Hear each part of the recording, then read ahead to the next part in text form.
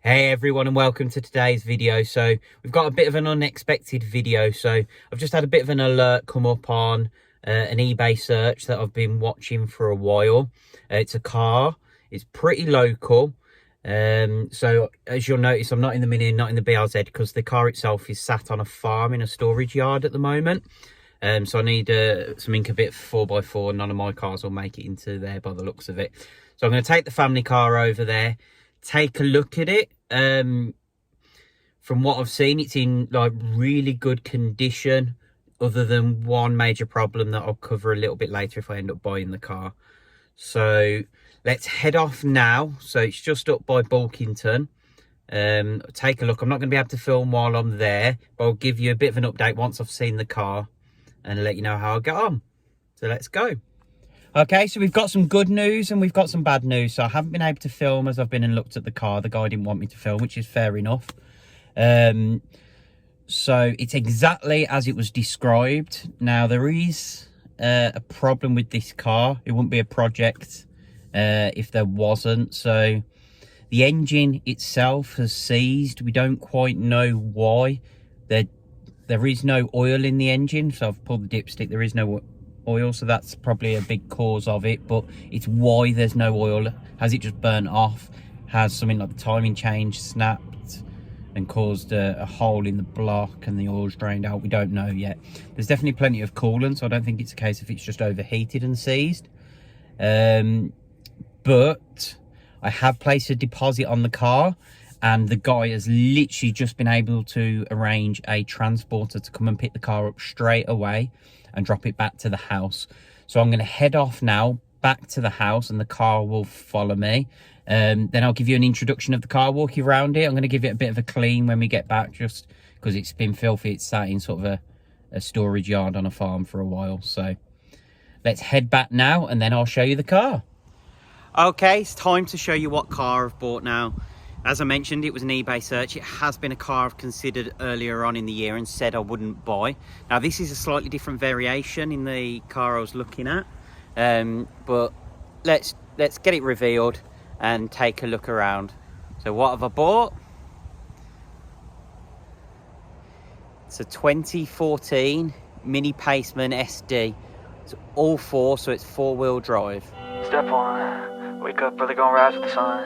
Step two, get some good, some food in you. Step three, think real hard about what you wanna be. Step four, fuck everybody, just do your thing. Wake up, today's gonna be a good day. Wake up, today's gonna be a good day. Wake up, today's gonna be a good day. Wake up, today's gonna be a good day. Wake up, today's gonna be a good day. Wake up, today's gonna be a good day. Wake up, today's gonna be a good day.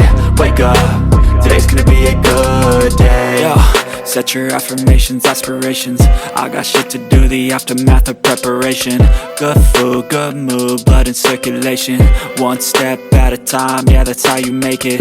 Set a goal you control and the steps you take them. I try to pick one thought, have some concentration, and if I make a mistake. Okay, so here it is in all its glory. So wasn't my first choice of colour, so it is a copper colour, but this car came up and it was too cheap to turn down. So it was a hell of a lot cheaper than buying a working one, to the point that once I fix it, I'm still going to be like probably £1,000, £2,000 off what a working one be, at the lowest end of the Paceman market. However, this one is certainly not a lower end example when it comes to everything but the problem. So when I show you a little bit closer, the wheels are pretty much perfect. The bodywork, to show you now the sort of the metallic fleck in it, so it's this bronze colour. The bodywork, apart from one tiny little dent in the door, which is obviously just from someone opening a car door on it, the bodywork is absolutely immaculate. Inside, other than the fact that it pongs a bit, so I think it must have been a smoker maybe that owned it. The interior is spotless. The little gear knob, the little metal topper has come off, but I'm sure I've got some spare R56 gear knobs in there, which is the same thing. Now, one thing I've always said I wouldn't own, and I now own, is a diesel car. So it is an SD, and that's part of the problem. So for anyone that knows these engines, I think it's the M47, this variation, there's an issue with timing chains Now, this engine's seized. I don't know whether it's the timing chain has snapped or whatever, but because the engine's seized, there's pretty much no way of rebuilding this car. I think the best option is to actually purchase a new engine. So it's the 2 litre diesel M47. So if anyone knows of any good engines out there, out of a crash damaged car, or someone's got one on the side, give me a shout, because I'm definitely on the search now for a new engine for this. Because of it being all 4, that adds a complexity to removing and refitting the engine. So I am actually going to get the car booked in at Mills's Autos to get the engine swap done as soon as I can source an engine for it. Okay, so you can see here's the engine bay. So the cover's gone, the airbox has gone, so that's all in the boot of the car. So I removed that just so I could take a look in just down here at the turbo, make sure the turbo spins freely, which it does. So you can see the oil filter's out because there's little flecks of metal in there, so it looks like glitter in the oil. So there's definitely some engine damage somewhere internally. I have got an endoscope coming up, and actually I might be able to get a torch in, trying to think which side the timing chain is on these engines. I want to see if I can see the timing chain, see if there's any problems with it. But it does pretty much. So as soon as you try to start the engine, it just sort of gives a bit of a puff, and that's it. So I'll insert a clip now, and that's the reason why I think the engine is seized on this and why I picked it up so cheaply. The good thing for me though is the engine bay is disgusting, which tends to indicate that no one's been fiddling under there. There hasn't been many problems in its life. So hopefully, well, to be fair, it doesn't really matter too much, because by the looks of it, this whole engine's coming out anyway, so it'll have a whole refurbed engine going into the car. So again, if anyone knows of one at a breaker's yard or anything, give me a shout, because they're quite hard to find. So I'm just trying to look out for one now, and I've been searching the last few days and found one so far. So in terms of the exterior, as I mentioned earlier, it's in really good condition. So even the wheels for a car of this age, there's not really much in terms of scuffage on the wheels. This tyre needs replacing, but it's the only one. All the others are brand new pretty much. So I'll get that sorted really quickly and easily, so that's not a problem. But as you come round, you can see the fleck in the paintwork. So it's a nice metallic paint. Now, it's not, like I said, the copper colour isn't my first choice, but from what I've seen online, if you dechrome everything, black wheels, it works well with this colour. So we'll give that a try before we get on to our plans in the future for this car. But for now, the plans are to get it working, get that engine sorted and drive it. So like in terms of this side, there's a few really light scratches there you can see, but you can't even feel them with your finger or your nail. So they are machine polish out, and this bodywork will shine up perfectly. All the black arches and stuff need doing. They haven't been touched for a long time, so we'll get some special treatment on those as well. Come around to the back of the car, you can see we've got parking sensors down there. And I think the only thing I don't like about the Paceman is this big badge, but we can get a black version of that because it's the boot handle, so it's not like you can remove that easily. And obviously the Paceman written on the back, Cooper SD, all that will clear off. We want it nice and clean, the back of here. But I'm not going to be lowering the car at all. If anything, I'm actually going to be raising it. So I mentioned earlier, in terms of can you off-road a Paceman, it's all 4, it's diesel, so it's going to have plenty of torque. So let's raise it up. Now, the plan isn't for it to be a dedicated off-roader. I'm not stupid. I know a Mini, it just isn't the tool for the job. You see, we've got a decent sized boot and some of the bits from the engine that we took off. But yeah, interior wise, apart from that headliner needing a bit of a scrub, the rear seats, again, everything just needs a bit of a clean, but are in really good condition. And down this driver's side's exactly the same. And we come inside, we've got full leather heated seats and sort of standard spec really. This climate control, no nav, so we're gonna have to work out a solution for that as well. I want to try and get a double D head unit or replacement for up here. I'll work that out and get some nav in here for sure. An Apple CarPlay, I think that's a must with any of my cars now. So yeah, this is the first time I've properly sat in it and actually realising I mean, the Paceman, it's not huge compared to the sort of the hatchbacks, but it's big enough for what I need. It's got 2 decent sized seats in the back, so you can, by the looks of it, actually get 2 adults comfortably in the back of the car. And you have obviously this central rail.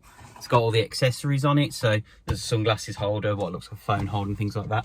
So that's quite cool as well. That stops as well, so it doesn't take up too much room in the back of the car. So in terms of plans for the Paceman, so we've got some short-term goals and some long-term goals. Long-term, I don't want to go into just yet. We'll keep that a bit of a surprise. There is something big that I've been planning to do for years and never got around to doing it. And this, I think, will probably be the car that I'll do it on, but I'm not going to talk about that just yet. Short-term, it's getting hold of an engine, get it running and getting it on the road. Because MOT-wise, until the engine's seized, the car is absolutely fine, other than needing a new tyre. And it looks like the car's a bit wonky, so I don't know whether the front strut on the passenger side is not working. It looks like maybe there's something wrong with the spring or the strut itself, because that front corner does sit lower, like noticeably lower than the others. But again, that's all super simple stuff to fix. I'm sure I'll be able to get a second-hand unit really cheap and easily swap that over. I've already had it up on quick jacks. Now, the jacking points are a bit odd on the Paceman. For anyone that's tried to jack up a Paceman or a Countryman, you can't just put a flat block underneath. I need to get some special blocks by the looks of it to be able to fit underneath the Paceman, to be able to put it in the air safely. But that's fine, we'll work all that out. So yeah, if anyone, again, is aware of a 2-litre SD engine, so it could be out of any of these cars that I'll put on the screen now, because they use this engine in the hatchback, the coupe, the roadster. So I'm surprised there's not more for sale, but if they come to go, I suppose that's why there's a lack of second-hand ones, because everyone's snapping them up. But if anyone does know of one, give me a shout and I'll jump straight onto it. So we'll get it up and running, get it on the road. I do want to raise it, so I'm already speaking to Orange to see what sort of lift kits they provide and some of the sort of the off-roading accessories. Not going to go too crazy in terms of off-roading, because I don't want to impact my future plans and I want to keep it quite comfortable. But let's see what we can do, and I just want to get good fun out of it. There's some sort of camping trips, so the family as a whole aren't into camping, but I love it. I grew up camping and caravanning when I was younger, so I do fancy going for some good old walks up sort of the likes of Snowdon, etc., and taking this car along and potentially chucking a tent in the back and going and just having a few nights away in this as well, and having it sort of a bike rack on the back for the bike and go sort of off-roading and things like that. So yeah, let's see where we get to with it. But first of all, before any of that happens, I need an engine. So let's get that sorted, get it booked in at Mills's Autos, get it on the road, and then we can talk about the plans from there. So if you like today's video, please hit that thumbs up and hit the subscribe button and notification bell so you get alerts every time we have updates now. So in terms of cars on the channel currently, so we've still got the BRZ, we've got the orange F56 in the background, and if you see just over there is the yellow R56. So that shell's actually going tomorrow. I've got someone actually come that's purchased the shell and he's picking that up, so that will be gone off the driveway. We've got lots of sort of house renovations and stuff going on at the moment, and more to come over the next year. So I'm sort of trying to fit in as many mini videos in alongside doing the work to the house as well. So there may be a little bit of a gap between videos, but I'll try and keep the content coming as much as I can. So thanks for watching, and we'll see you in the next video.